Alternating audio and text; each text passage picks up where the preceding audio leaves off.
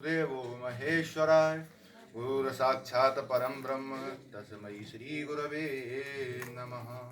सीतानाथ समारंभां रामानंद मध्यमाम् असमदाचार्य पर्यन्तां वन्दे गुरु परम्परः।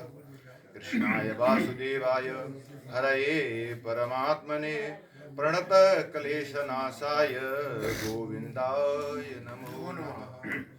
आए हो तो प्रेम से लो प्रभु का नाम, सब प्यारे भक्तन को मेरा जय जय सीताराम। जय हो जय जय सीताराम बोलो, जय जय राधे श्याम। अध्यक्ष महोदय, संचालक महोदय एवं दूर दराज से आए हुए सभी सत्संग प्रेमी मातृशक्ति, इनके हृदय में विराजमान सच्चिदानंद रूप भगवान को मैं प्रणाम करता हूँ। सत्संग में आज बहुत सारे विषय चले। कहीं स्वामी जी ने बताया, सुदामा जी का चरित्र सुनाया, तो उस पर भी अपनी वो दी। इन्होंने भाई साहब ने भी बोला, तो वहाँ भी सबके वचन ये थे कि जो भाई साहब की बात थी उसमें ये था कि जब वो राम नाम रूपी दीपक को शरीर रूपी देहरी के जो मुख पर रख रहे हैं, तो इससे कोई दिक्कत तो नहीं है। राम नाम अगर हम जप करने लगे तो इससे कोई दिक्कत है? तो वहां शायद तर्क नहीं होनी चाहिए। जहां क्या कहते हैं, जिससे अच्छा कुछ हो रहा हो तो वहां तर्क नहीं करनी चाहिए। लेकिन सुदामा जी के लिए जहां ऐसे शब्दों का प्रयोग किया गया, भागवत में तो मान लो बहुत से कथावाचक आज के समय थोड़ा सा धन लेने की वजह से अरे द्वारपालो सुदामा से वो कन्हैया से कह दो, मिलने सुदामा जी को धक्के मारे जाते हैं। जिसका नाम सुनकर भगवान ने अपना पीतांबर छोड़ दिया और भगने लगे, आंसुओं से चरण धो रहे हैं, उनके द्वारपाल उन्हें धक्के मारेंगे? वैसे यथार्थ तो यही है।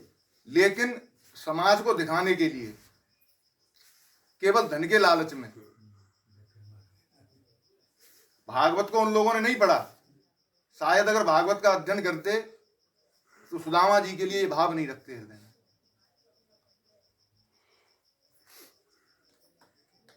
तो क्या कहते हैं, मुट्ठियों चावल भर के चावल फेंके जाते हैं। चावल फेंकने का बहुत बड़ा दोष है कि मान लो एक एक चावल शराब देता है व्यक्ति को। फूल फेंकने का बहुत बड़ा दोष। चावल ये कहता है तूने मुझे प्रभु की सेवा में नहीं लगाया। यहाँ तक चावल का तो यहाँ तक विधान है, अगर चावल बनाओ भी घर पे तो सबसे पहले तुलसी पत्र डाल के ठाकुर जी का भोग लगाओ।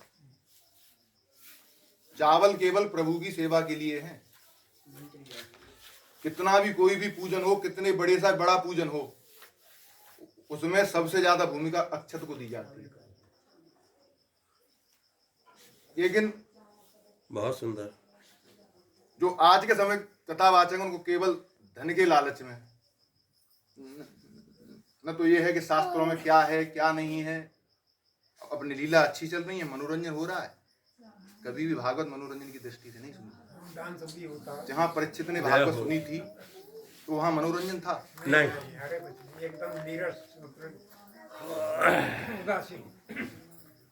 जे भागवत का जो विषय है, भागवत की कोई सी भी लीला हो, सुदामा जी का चरित्र धारण करने वाला है।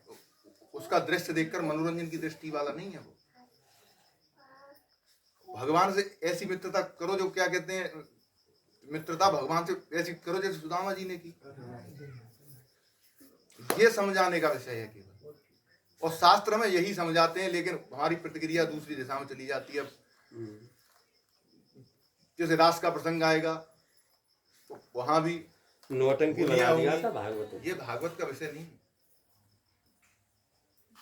तो बस इन्हीं शब्दों के साथ में मैं अपनी वाणी को विराम देता हूँ। बहुत सुंदर। जैसा जो शास्त्र समझा रहे हैं उसी को हमें ग्रहण करना चाहिए। जय श्री राम। शंकर बाबा